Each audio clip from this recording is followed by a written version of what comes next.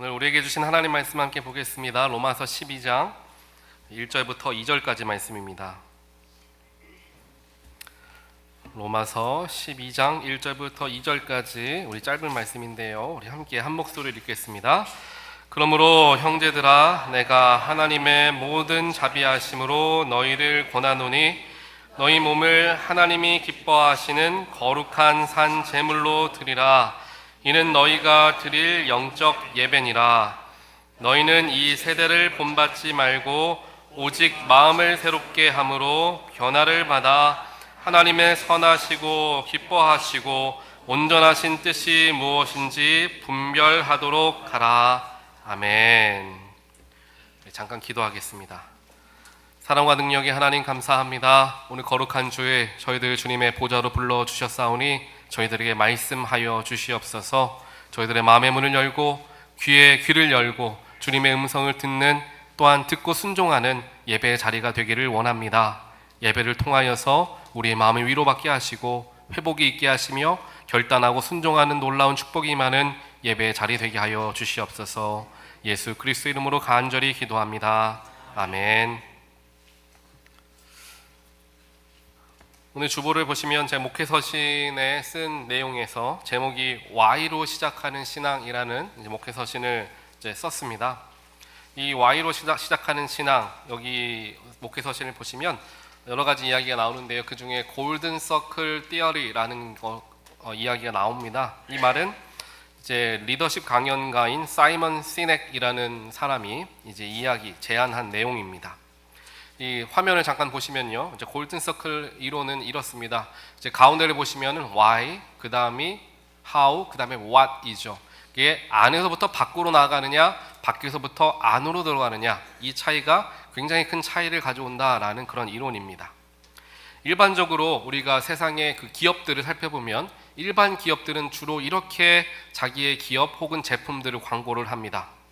어떤 제품을 만들고 나서 이러한 참 좋은 제품, 멋진 제품을 만들었습니다. 우리가 이렇게 저렇게 좋게 만들었습니다. 그러니 이 제품 여러분들 많이들 사십시오 라는 이제 광고를 한다라는 거예요. 그런데 여러분들 잘 아시는 애플 컴퓨터, 애플 기업의 이제 광고라든지 그러한 내용들을 보면은 애플은 조금은 다르게 접근을 한다라는 거죠. 그래서 애플 같은 경우에는 먼저 자신들의 가치관에 대해서 이야기합니다. 우리는 세상을 바꾸는 새로운 방식을 믿습니다. 자기들의 기업 가치죠. 그 다음에 그러한 가치를 바탕으로 우리는 사용자들이 쉽게 사용할 수 있는 인터페이스와 또 단순하고 직관적인 제품들을 만들고자 합니다. 그렇게 어떻게 자신들의 가치관을 표현하는지에 대해 이야기합니다. 그 다음에 그러한 가치관으로 어떠한 방식으로 제품을 만들지 결정을 한 후에 만들어진 완성 제품이 바로 이와 같습니다. 즉 무엇, what에 대해서 이야기하며 그 제품을 소개를 하는 거죠. 그래서 애플 제품을 사는 사람들은 어떠한 특정한 프로덕트를 샀다라는 느낌보다는 이 애플의 신념 혹은 가치관을 내가 선택했다라는 마음을 가진 사람들이 애플 제품을 많이 산다라는 이야기를 이제 한다라는 거예요. 즉 결국에는 아까 우리가 함께 이야기했던 것과 같이 골든 서클 이론에서 어디에서부터 어떻게 기업의 모습을 보여주느냐, 결과물을 보여주느냐 아니면 가치를 보여주느냐에 따라서 소비자들이 혹은 사람들이 느끼는 감정들이 굉장히 달라질 수밖에 없다라는 것입니다. 이 이야기를 제가 드리는 이유는 우리 하나님을 믿고 신앙생활을 하는 우리에게도 마찬가지로 적용되어질 수 있는 이론이기 때문입니다. 우리는 신앙생활 속에서 무엇을 하느냐, 우리 교회가 혹은 내가 교인으로서 내가 무엇을 하느냐가 중요하기보다는 내가 이것을 왜 하는가가 중요하다라는 생각을 늘 해야 한다라는 것입니다. 우리 교회는 왜 이 자리에서 예배를 드리고 이곳에서 교회 공동체를 이루고 있는가? 우리 교회는 무엇인가? 나는 금란교회 교인으로 하나님이 부르셨는데 나를 왜 이 교회에, 세상의 수많은 교회들 중에 금란교회 교인으로서 하나님께서 나를 선택하셨을까? 이 왜라는 질문에서 시작하는 게 너무나 중요하다는 거예요. 그렇기 때문에 우리가 함께 예배하고 섬기고 헌신하는 모든 일들의 중심에는 반드시 why, 즉 나는 왜 이 일을 하는가라는 질문에서부터 시작하는 것이 중요합니다. 그래서 오늘부터 총 3주 동안에 우리가 시리즈 설교를 제가 준비해서 여러분들과 함께 나누려고 합니다. 그래서 전체 큰 제목이 믿음의 본질을 묻다라는 큰 제목을 가지고 왔습니다. 우리가 신앙생활 하면서 그냥 시간이 흘러가는 대로 또 말씀이 선포되어지는 대로 교회의 프로그램을 따라가는 대로 그냥 끌려가는 신앙생활이 아니라 나는 왜 하나님을 믿는가? 그리스도인은 무엇인가? 하나님은 나를 왜 이 땅에 창조하셨고 나를 부르셨는가에 대한 본질적인 질문을 항상 짚고 넘어가는 게 우리에게 너무나 중요하기 때문에 이 믿음의 본질을 묻다라는 큰 제목을 가지고 3주간 우리가 말씀을 나누려고 합니다. 그래서 이 믿음의 본질을 묻다라는 시리즈 설교에서 오늘은 우리가 왜 예배하는가에 대해서 살펴볼 거고요. 다음 2주는 왜 섬기는가 그리고 왜 존재하는가, 이 3가지 질문에 대해서 우리가 한번 생각해보고 스스로 답해보는 시간들을 가지면서 우리의 믿음의 본질을 다시 한번 다루는 그러한 기회를 삼으려고 합니다. 결국 이 3가지, 우리가 왜 예배하는가, 왜 섬기는가, 우리는 왜 존재하는가 라는 이 질문은 한 가지 질문으로 합쳐지게 됩니다. 그 질문은 무엇이냐면 바로 우리는 왜 하나님을 믿는가 라는 질문으로 이제 귀결이 되는 거죠.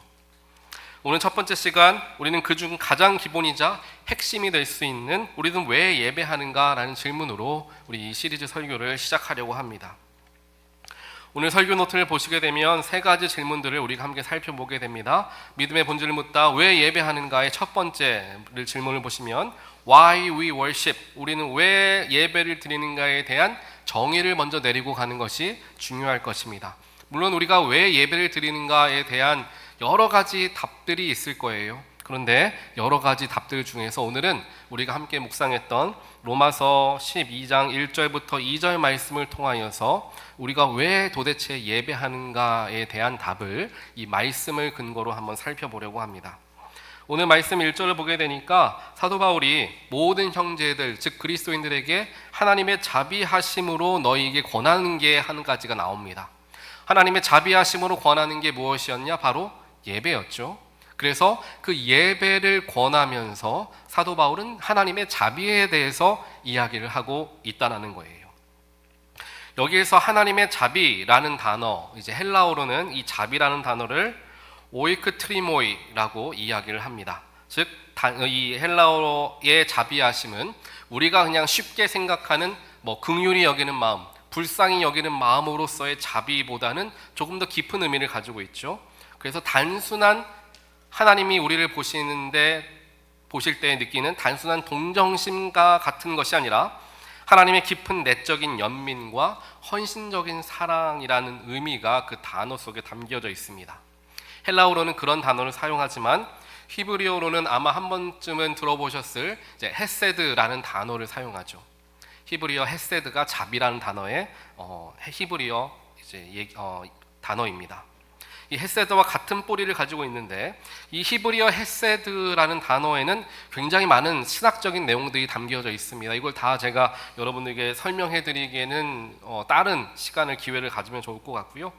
오늘 말씀에 연결되어진 헤세드의 개념은 하나님의 언약적인 사랑을 의미합니다. 헤세드는 즉 끊을 수 없는 관계적인 사랑을 이야기한다라는 겁니다. 그래서 자비라는 것은 그저 동정심과 불쌍히 여기는 마음을 바탕으로 나타나는 그러한 감정의 표현이 되는 것이 아니라 더 깊고 더 끊어질 수 없는 놀라운 그 관계적인 묶여진 그 사랑, 약속적인 사랑, 언약의 사랑이 되어진다라는 것입니다.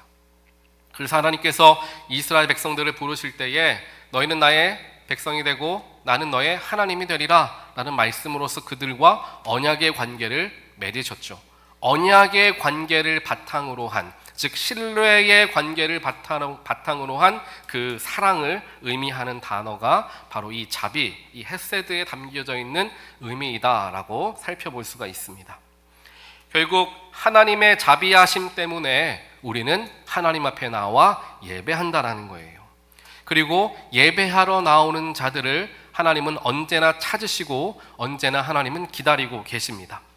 성경 말씀을 보게 되면 탕자에 대한 이야기가 나오죠. 탕자, 아버지가 빨리 죽기를 바라는 마음에 아버지의 재산을 나에게 미리 반절을 뚝 떼어서 저에게 주십시오 라고 말하며 아버지의 마음에 대못을 받고 집을 박차고 떠난 그 탕자 아들을 하염없이 기다리는 아버지의 마음, 그 사랑의 마음이 하나님의 마음이고, 그 마음이 바로 오늘 이 자리에 예배자로 저와 여러분을 부르시는 하나님의 마음과 같다라는 것입니다.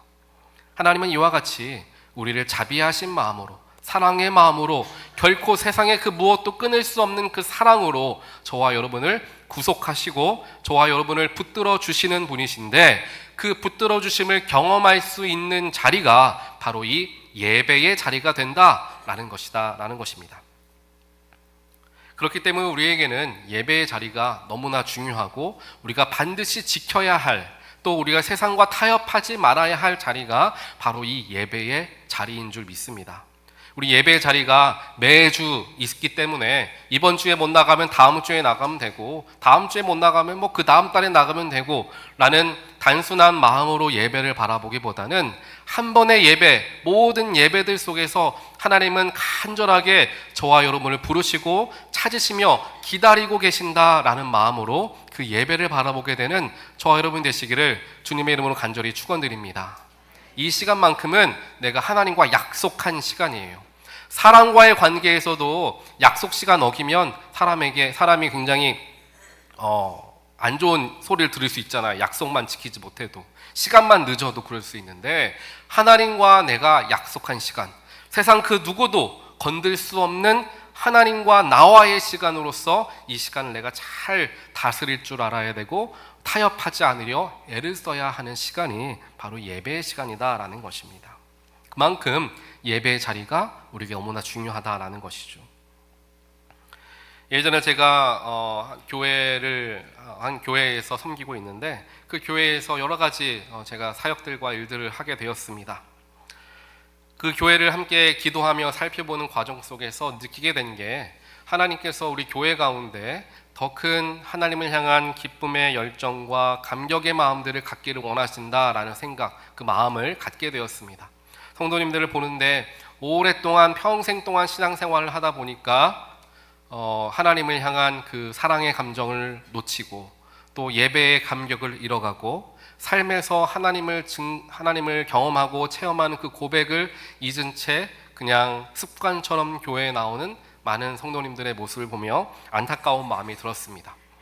그래서 저도 어떻게 하면 우리 교회에 더 큰 하나님의 부흥의 역사 혹은 하나님을 사랑하는 마음을 회복할 수 있을까라는 생각을 하며 여러 가지 프로그램도 준비하고 많은 시간과 노력과 도전들을 해보았습니다. 그런데 생각보다 길이 잘 열리지 않고 공동체의 내적인 변화도 찾아보기가 어려웠죠. 그러한 상황 속에서 아무리 애를 쓰고 아무리 수고하고 아무리 힘을 내보아도 좀처럼 변화되어지지 않는 것과 같은 모습들을 바라보면서 제 속에 한계를 경험했던 적이 있습니다. 한계를 경험하면서 내가 정말 제 마음이 너무나 힘든 거예요. 그래서 목회를 좀 쉬어야 되나 라는 생각을 할 정도로 굉장히 고민하며 하나님께 기도하고 간구하기 시작했습니다. 그러던 중에 하나님께서 저에게 주셨던 마음이 먼저 예배가 회복되어지는 게 중요하다라는 마음을 주셨습니다.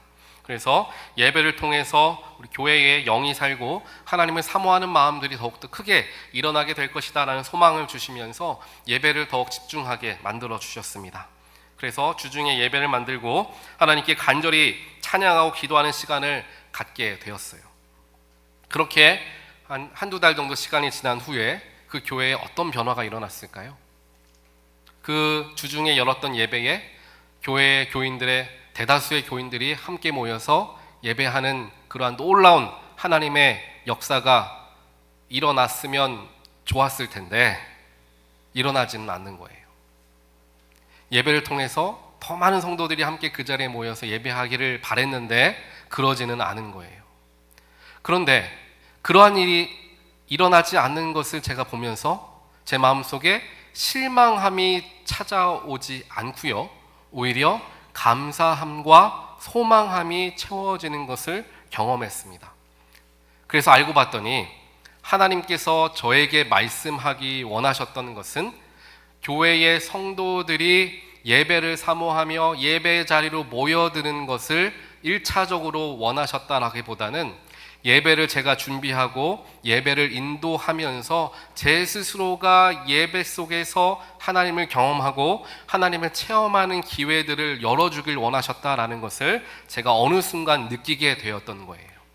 그런 경험을 하고 나니까 예배의 자리에 한 분의 성도가 앉아있던, 100분의 성도가 앉아있던 제 마음은 한결같이 하나님의 말씀을 힘있게 선포할 수 있는 그러한 훈련들이 되어졌던 것을 경험해 보게 되었습니다. 오히려 예배를 통하여 교회가 변화받기를 원하였던 저의 마음속에 오히려 예배를 통해 하나님께서 제 마음을 변화시키시고 훈련시키셨다는 것을 경험하게 되었던 거죠. 이것은 비단 저 혼자만의 이야기 혹은 목회자들만의 이야기는 아닐 것입니다. 우리 성도님들께서도 예배를 통하여 분명히 하나님께서 주시는 위로하심과 회복의 역사와 또한 삶의 소망들이 분명하게 있으리라 믿습니다. 왜냐하면 하나님은 예배를 통하여 우리에게 찾아오시고 우리에게 말씀하시고 우리를 만나시며 무엇보다 우리를 변화시켜 주시는 분이시기 때문입니다. 그래서 모든 예배들 속에서 하나님을 만나고자 우리의 마음을 활짝 열어 주님의 내미신 손을 붙들게 되는 저와 여러분의 귀한 예배의 생활들이 되시기를 다시 한번 주님의 이름으로 간절히 축원드립니다. 그렇게 예배라는 것은, 예배의 시작점은 우리가 신앙적인 책임감 때문에 하는 예배가 아니라 하나님의 자비에 대한 감사로서 예배에 참여할 수 있어야 한다는 겁니다. 이제 예배는 왜 드리는지 우리가 잠깐 살펴보았는데, 그러면은 이제 두 번째 질문을 던져볼 수 있을 것입니다. 우리는 어떻게 그럼 예배해야 되는가? How we worship. 우리는 어떻게 예배를 해야 하는가? 라는 질문을 할 수가 있겠죠. 오늘 말씀에 1절 후반부를 보게 되면 이렇게 기록합니다. 너희를 권하노니 너희 몸을 하나님이 기뻐하시는 거룩한 산 제물로 드리라. 이는 너희가 드릴 영적 예배니라 라는 말씀이 기록되어 있습니다. 즉 우리가 어떻게 예배해야 하는가에 대한 답은 우리의 몸을 거룩한 산 제사로 드려야 한다, 산 제물로 드려야 한다가 바로 우리가 어떻게 예배를 드리는가에 대한 방법론적인 이제 대답이 될 것입니다. 여기 1절에서 나오는 너희의 몸을 드리라, 이 몸이란 단어는 이제 헬라어로는 소마라고 표현을 합니다. 이 소마라는 단어 속에 담겨져 있는 의미는 육체적인 육신의 몸만을 이야기하는 것이 아니라 한 사람의 인격 전체, 즉 우리의 생각과 감정과 행동 모든 것을 포함한 전 존재를 의미하는 단어가 이 소마라는 헬라어 단어 속에 담겨져 있는 뜻이 됩니다. 그렇기에 예배를 드릴 때에 우리의 몸을 하나님께 드리라 라는 것은 그냥 주일 예배 1시간 동안에 성전에 앉아서 1시간 동안 엉덩이 붙이고 앉아 있어라 라는 육신적인 노력을 이야기하는 것이 아니라 그것과 더불어 우리의 영으로, 우리의 마음으로, 우리의 생각까지 함께 담아서 하나님께 드릴 수 있는 자리가 예배의 자리가 된다라는 것을 저와 여러분에게 하나님께서는 가르쳐주고 계시는 겁니다. 그렇기 때문에 예배라는 것은 주일에 예배당에 모여서 교회 안에서만 드려지는 게 예배가 아니라 우리의 일상의 삶 전체가 예배가 된다라는 개념을 우리가 늘 숙지해야 하는 것이죠. 고린도전서 6장 19절 말씀을 보면 이렇게 기록합니다. 너희 몸은 너희가 하나님께로부터 받은 바 너희 가운데 계신 성령의 전인 줄을 알지 못하느냐라는 이야기가 기록되어 있습니다. 즉 우리의 몸에는 하나님께서 영으로 거하시는, 우리의 몸이 영으로 거하시는 성전이기 때문에 우리가 어디로 가든지 어디에 있든지 하나님은 영으로 나와 함께 하시며 내가 교회 그 자체, 내가 하나님의 성전 그 자체가 된다라는 것을 이야기합니다. 또 골로새서 3장 23절, 우리가 다들 잘 아시는 말씀이죠. 무엇을 하든지 마음을 다하여 주께 하듯 하고 사람에게 하듯 하지 말라라는 이야기를 합니다. 즉 우리의 일상에서 우리의 행동과 우리의 태도와 우리의 입술의 말들이 평범한 다른 사람들에게 하는 다른 사람들과 똑같은 행위가 되어서는 안 되고, 모든 것들이 하나님께 하듯 해야 하는 일들이 된다라는 거죠. 이것을 종합하게 되었을 때에 우리의 몸이 하나님의 성전, 즉 교회이고, 우리가 대하고 살아가는 태도가 하나님께 대하는 태도로서 삶을 대하다 보니 우리의 일상 전체가 예배이다라는 것을 성경은 여러 채널을 통하여서 우리에게 가르쳐주고 계신다라는 것입니다. 그렇기 때문에 주일 하루 1시간 이 자리에 모여 앉아있는 시간만이 예배의 자리가 아니라 우리의 일상 자체가 예배라는 것을 기억하고 그 일상에서 하나님을 드러내고 높이려는 일들을 우리는 항상 해야 할 것입니다. 하지만 우리는 많이 연약한 사람들입니다. 주일에는 하나님께 마음을 드리지만 주일이 지난 월요일에 들어가게 되면 세상에 몸을 드리는 삶을 살아가는 게 바로 저와 여러분의 연약한 삶의 모습이다라는 거예요. 하지만 우리가 반드시 기억해야 하는 것은 예배가 우리의 삶으로 연결되어지지 못한다면 그것은 반쪽짜리 예배나 마찬가지가 됩니다. 예배를 통하여 내가 하나님의 은혜를 깨닫고 하나님의 뜻을 깨닫고, 그래 내가 그렇게 살아야겠구나 라는 깨달음만 갖고 생각에만 머물고 한 주 동안 내가 그렇게 적용하지 못하고 살아간다면 그냥 생각만 하고 깨우침만 얻을 뿐이지 삶에는 전혀 변화가 일어나지 않는 그런 모습이 될 수밖에 없기 때문에 주일에 말씀을 통하여 또한 찬양을 통하여 깨닫게 된 하나님의 뜻과 하나님의 섭리하심을 삶에 적용하려 애쓰는 나의 삶의 자리가 오히려 더 중요할 수 있다라는 생각을 가지며 우리는 우리의 삶을 거룩하게 또 겸손하게 대해야 할 것입니다. 그리고 또 오늘 말씀을 보게 되면 1절 후반부에 얘기하죠. 너희 몸을 하나님이 기뻐하시는 거룩한 산 제물로 드려라, 산 제물로 드려라 라고 이야기합니다. 산 제물, 즉 산 제사라는 표현은 바울이 의도적으로 표현한 내용입니다. 다시 말하면 옛날의 제사, 구약의 제사는 어떻게 하나님께 제사를 드렸습니까? 짐승을 잡아다가 그 짐승을 죽여 피를 다 빼고 각을 뜬 다음에 그것을 번제물로 태워 하나님께 연기로 또 향기로 하나님께 제물로 올려 드리는 예배가, 그것이 바로 제사 예배였죠. 그렇기 때문에 그 제사는 어찌 보면 죽은 제사다라고 표현할 수 있을 것입니다. 하지만 사도 바울은 이것을 산 제사, 산 제물로 우리의 삶을 드려야 함을 가르쳐주며 예배는 어떻게 드려야 하는가에 대해서 우리 가르쳐주기를, 그 모든 예배는 우리의 삶을 직접 드리는 산 제물, 산 예배가 되어야 한다라고 이야기하는 것입니다. 다시 말하면 예전까지는 죽은 짐승을로 하나님께 예배를 드렸지만 이제는 살아있는 우리가 직접 예배 자체가 되어야 한다라는 것을 의미하는 거죠. 우리가 살아서 매일매일 하는 선택들과 매일매일 하게 되는 또한 순종의 모습을 통하여서 하나님께 드려지는 산 제물이 바로 저와 여러분의 인생 삶이다라는 것입니다.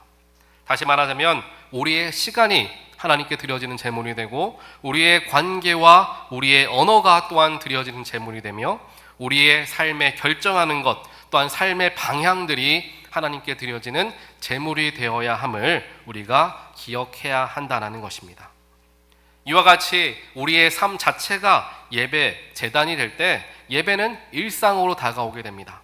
예배는 주일 1시간의 행위가 아니라 365일 동안의 태도가 된다는 거죠. 주일 1시간을 하나님께 드리는 것도 물론 결단함이 있어야 됩니다. 쉬운 일이 아닐 수도 있습니다. 그렇기에 삶 전체를 하나님께 드린다라는 것은 우리에게 조금은 부담감으로 다가오기도 할 것입니다. 저 역시도 목회자이지만 이와 같이 삶 전체가 예배로서 이루어져야 한다는 것을 적용하는 게 좀처럼 쉽지만은 않습니다. 주일에는 이렇게 옷을 잘 차려입고 여러분들에게 주님의 사랑과 선함을 행하며 좋은 말, 긍정적인 언어로 서로에게 좋은 영향력을 미쳐야 됩니다. 이렇게 권면의 말씀을 드리지만 저 역시도 사람이기 때문에 집에 돌아가면 아이들이 말썽 피우고 말 안 듣는 아이들의 모습을 보면서 꾸짖기도 하고 혼내기도 하는 게 저의 모습입니다.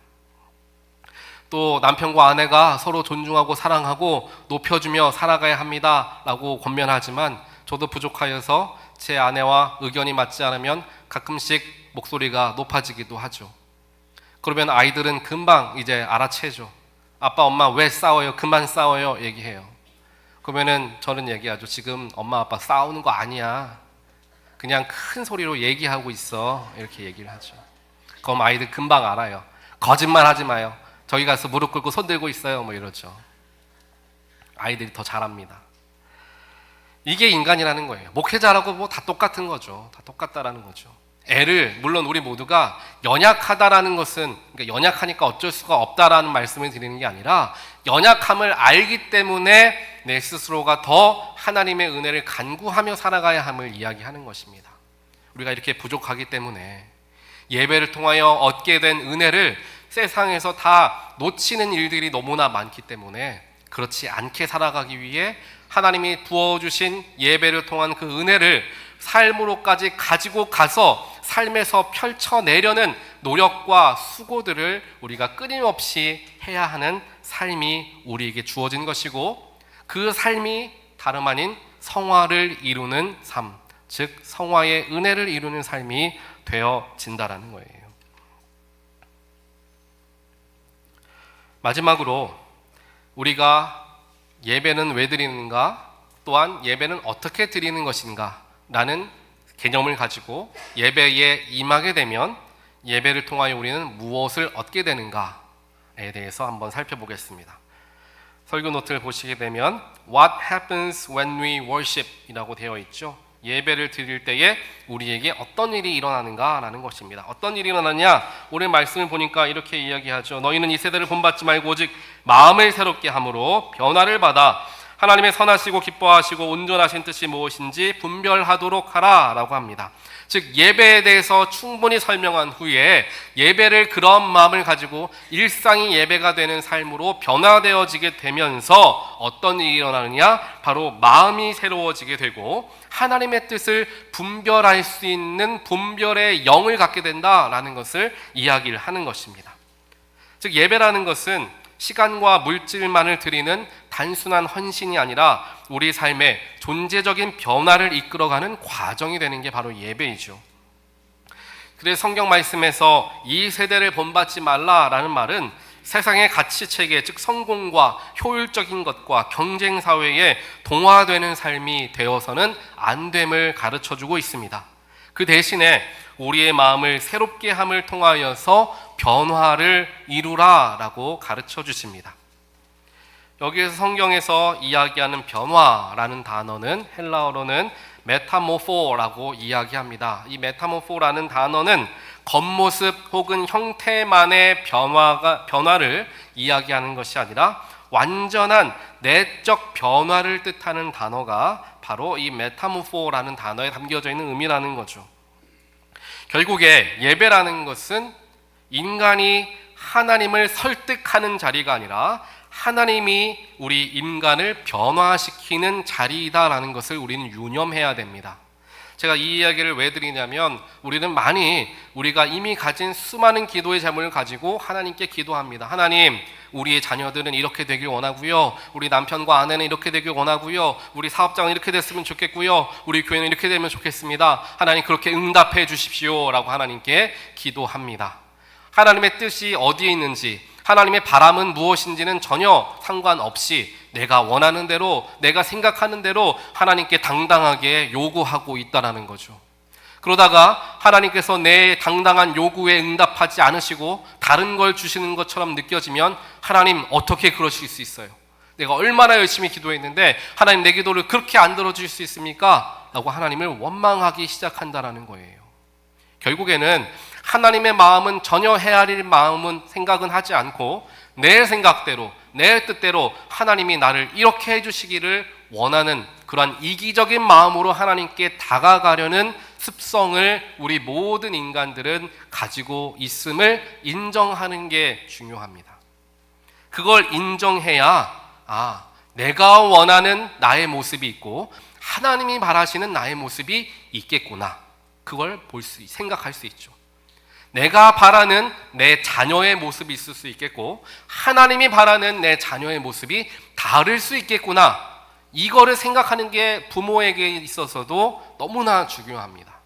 그래야 자식을 내 뜻대로 이끌어가며 살아가지 않을 수 있죠. 내가 원하는 대로 내 자녀들이 성장하지 않아도 하나님께서 이끄심을 바라보며 그 속에서 소망함을 잃지 않을 수 있게 된다라는 겁니다. 그래서 우리의 시선을 나로부터 하나님께로 옮기는 게 너무나 중요한데, 그렇게 옮겨지는 시간이 바로 예배의 시간이다라는 거예요. 이와 같이 나를 내면에서부터 변화시키는 놀라운 역사를 예배를 통하여 하나님께서 우리에게 행하시는데, 그를 통하여서 우리가 얻게 되는 것은 무엇이냐? 분별력이죠. 분별의 영을 얻게 됩니다. 이제까지는 내가 한쪽에만 편향된 생각을 가지고 있었는데 오늘 말씀을 보니까 내 몸을 하나님께 드리는 게 예배이고 내 일상이 예배가 되는 게 더 중요하다는 걸 가르쳐 주시는 걸 내가 배우면서 내가 가졌던 신앙의 시선이 확장되는 것을 경험하는 거죠. 그를 통하여 내가 생각했던 게 다가 아니라 하나님이 원하시고 바라시는 게 훨씬 더 큰 개념의 예배이구나라는 걸 깨닫고 분별하게 되더라라는 것입니다. 그러면서 그 분별함을 통하여 우리가 조금씩 변화되어져 하나님의 형상을 되찾아가는 여정이 이제 예수를 믿는 그리스도인들의 삶이 되어지는 거예요. 오늘 예배를 통하여 우리들은 마음의 위로 혹은 평안을 얻는 것을 원하는가, 아니면 하나님의 뜻에 따라 내면의 변화를 얻어 삶을 바라보는 데 가치관이 성장하기를 원하는가, 우린 스스로 물어볼 수 있어야 됩니다. 또한 한 가지 더 질문해야 될 것은 스스로에게 하나님이 말씀하시면 나는 변할 수 있는가, 순종함으로 그 뜻대로 변하고 싶은 마음이 있는가, 우리는 물어봐야 돼요. 하나님, 우리가 새롭게 되길 원합니다. 변화되길 원합니다. 나의 삶이 하나님께 붙들리길 원합니다. 우리 교회가 하나님께서 원하시는 놀라운 교회로 성장하길 원합니다. 고백하고 기도하는데 내 진심도 그런지 스스로에게 물어보아야 한다는 거예요. 나는 그렇게 얘기를 하는데 변화하는 게 두렵지는 않은가? 나는 그렇게 고백은 하는데 정말 그렇게 될까봐 두려운 마음은 있지는 않나? 스스로에게 진짜 조용하게 앉아서 물어보는 시간들을 가질 수 있어야 된다는 거예요. 하나님의 인도하시는 삶, 하나님이 이끄시는 교회가 되길 원한다고 목이 터져라 기도하는데 그게 내 진심인가 한번 물어보는 거예요. 이건 탓을 하는 게 아니라 물어보는 겁니다, 스스로에게. 하지만 그런 우리에게 하나님은 예배의 자리를 허락하여 주시고 예배의 자리로 우리를 초대하시면서 우리의 마음을 새롭게 변화시키시죠. 그리고 그 새로운 변화를 우리가 얻기 위해서는 붙잡고 있었던 낡은 것을 내려놓는 일, 즉 우리의 손을 펴는 일을 해야 새로운 것을 붙들 수 있습니다. 무엇을 내려놓아야 합니까? 내 마음에 있는 고집, 비교하려는 의식들, 자만심들, 냉소적인 마음들, 그렇게 계속해서 붙들고 있는 그 낡은 것들을 오늘 예배를 통하여서 하나님께 온전하게 내어드리고 주님 주신 놀라운 은혜와 소망을 붙들게 되는 저와 여러분 되시기를 다시 한번 주님의 이름으로 간절히 축원드립니다. 사랑하는 성도 여러분, 우리가 우리의 믿음과 신앙의 본질을 회복하기 위해서 우리는 예배의 자리로 나아가야 합니다. 하나님을 만날 수 있는 가장 귀한 자리는 예배의 자리입니다. 예배를 통하여 내 필요한 걸 채우는 자리가 예배가 되어서는 안 되고요, 예배를 통하여 하나님이 나에게 원하시는 게 무엇인가를 알아내고 분별하는 자리가 예배의 자리가 되어야 할 줄 믿습니다. 그러한 마음으로 하나님께 나아가면 하나님은 우리에게 정말 신이 나셔서 마음껏 얘기하실 거예요. 사랑하는 내 아들아, 사랑하는 내 딸아, 사랑하는 나의 교회 공동체야, 내가 너에게 이렇게 네가 변화되길 원한다. 네가 이러한 일을 감당해 주길 원한다. 나와 함께 나아갈 수 있겠느냐 라고 말씀하시는 그 하나님의 기쁜 표정을 상상해 보시며, 하나님, 내가 어떻게 살아가면 좋을까요? 우리 교회가 어떻게 나아가면 좋을까요? 하나님, 내가 무엇을 드릴 수 있을까요? 그런 마음 한번 가져보면 좋겠습니다. 하나님, 저에게 뭘 주시겠어요? 나에게 물질을 주시겠습니까? 나에게 건강을 주시겠습니까? 라는 마음가짐이 아니라, 하나님, 내가 하나님께 뭘 해드릴 수 있을까요? 어떤 선물을 준비하면 하나님 기쁘시게 할 수 있을까요? 이런 마음가짐 우리 잘 못 갖습니다. 오늘 하나님께서 저와 여러분을 예배 자리에 불러주신 이유는 다른 이유가 아닙니다. 저와 여러분을 만나길 원하셔서, 저와 여러분과 대화하길 원하셔서, 우리의 삶을 붙들어주길 원하셔서, 하나님이 원하시는 정말 젖과 꿀이 흐르는 가나안 땅에 우리를 인도하길 원하셔서 저와 여러분을 이 자리에 인도하여 이 자리에 붙들어 주신 줄 믿습니다. 그래서 예배의 자리, 내가 피하고 싶은 자리, 불편한 자리, 좀 한 주 건너뛰고 싶은 자리가 아니라 기다려지는 자리, 주님 만나는 자리, 주님 경험하고 체험하는 자리, 정말 내가 빨리 나가고 싶어서 잘 준비하는 자리, 그러한 자리가 예배의 자리가 되어야 함을 다시 한번 생각하고 묵상하는 저와 여러분 되시기를 간절히 원합니다. 그와 더불어 우리의 주일 예배 1시간이 아니라 우리 일상이 월요일부터 주일 모든 날들이 하나님과 함께하는 놀라운 예배 시간이 됨을 다시 한번 기억하며, 하나님, 나의 삶이 하나님께 드려지는 산 제사의 삶이 되길 원합니다 라는 마음을 가지고 우리 이 시간 함께 찬양하는 시간 갖기를 원합니다. 우리 부르신 곳에서 함께 찬양하실 텐데, 우리 가사를 기억하시면서 나는 하나님이 부르시는 그 어디에서나 하나님만을 예배하고 하나님만을 찬양하는 자가 되겠습니다 라는 마음을 가지고 함께 고백하겠습니다.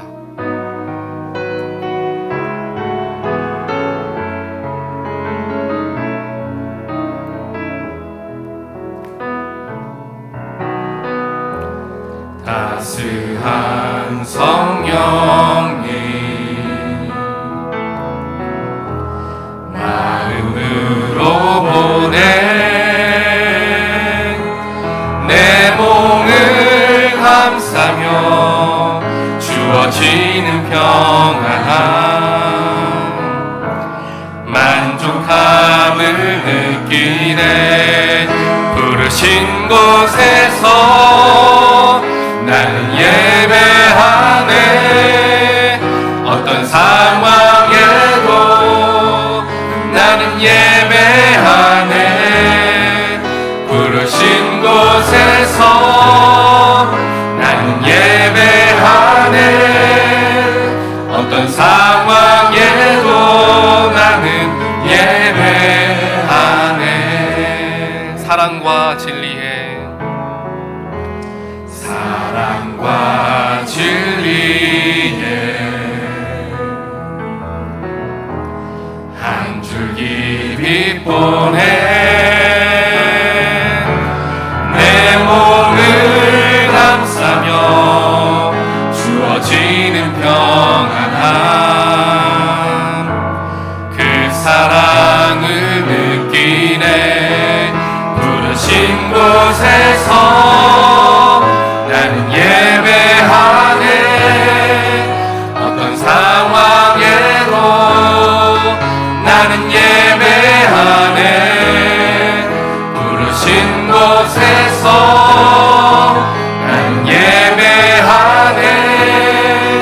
어떤 상황에도 나는 예배하네. 내가 걸어갈 때 길이 되고 내가 걸어갈 때 길이 되고 살아갈 때 삶이 되는 그곳에서 예배하네. 아멘. 내가 걸어갈 때 길이 되고 살아갈 때 삶이 되는 그곳에서 예배하네. 부르신 곳에서 나는 예배하네. 어떤 상황에도 나는 예배하네. 부르신 곳에서 나는 예배하네. 어떤 상황에도 나는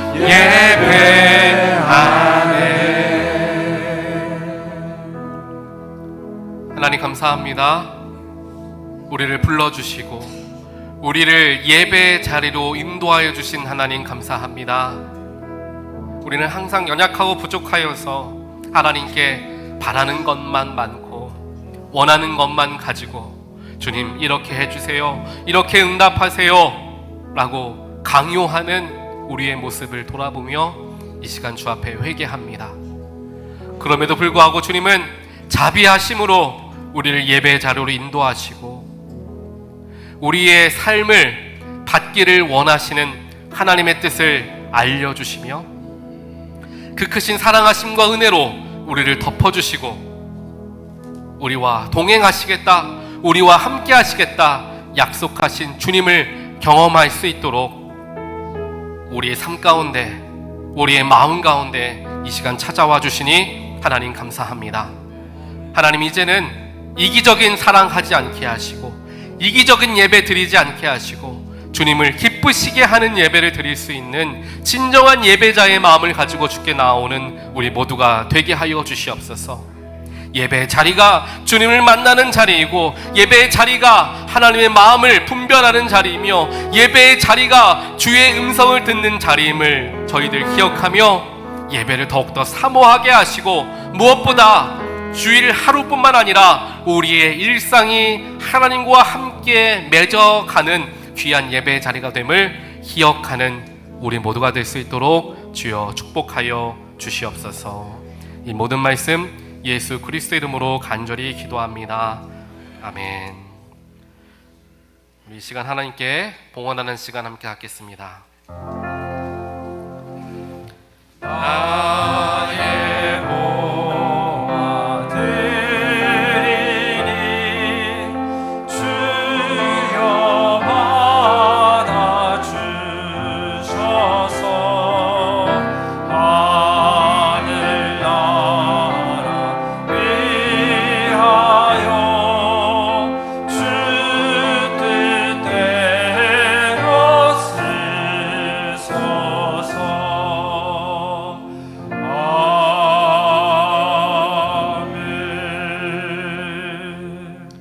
사랑과 능력의 하나님 감사합니다. 오늘 거룩한 주일 주님의 제단으로 저희들을 불러주시고 초대하신 손길에 응답할 수 있는 믿음도 주심에 하나님 감사합니다. 이 시간 예배를 드리며 우리의 마음의 정성을 담아서 하나님께 봉헌해 올려드립니다. 이 헌금 속에 담겨있는 우리의 눈물과 우리의 기도와 우리의 감사가 있으니 하나님 받으시고 응답하시고 하나님의 놀라우신 또한 선하신 뜻 가운데 우리의 삶을 인도하여 주시옵소서. 오늘 주 앞에 나와 함께 예배하길 원하지만 육신의 연약함 때문에 마음의 슬픔과 어려움 때문에 또한 삶의 문제 때문에 주 앞에 나오지 못한 교우들 주님 기억하시고 이 시간 친히 찾아가 주시어 치유의 오른손으로 안수하사 모든 질병 떠나가게 하여 주시옵소서. 또한 마음의 어려운 부분들 주님께서 찾아가 주시고 위로하시고 그들의 눈물을 닦아 주시어서 다시금 솟행케 되는 놀라운 역사가 일어나게 하여 주시옵소서. 삶의 문제로 어려움 당하는 분들 주님께서 그들의 삶에 개입하여 주시어서 모든 묶였던 것 풀어지는 역사가 일어나게 하여 주시어 많은 성도들 함께 모여 주님을 예배하는 날이 속히 오도록 주여 축복하여 주시옵소서. 다시 한번 우리의 마음을 다하여 드리는 헌금 주님께서 기쁨으로 흠양하여 주시고 하나님의 선하신 뜻 가운데 귀하게 사용하여 주시옵소서. 이 모든 말씀 예수 그리스도의 이름으로 간절히 기도합니다. 아멘.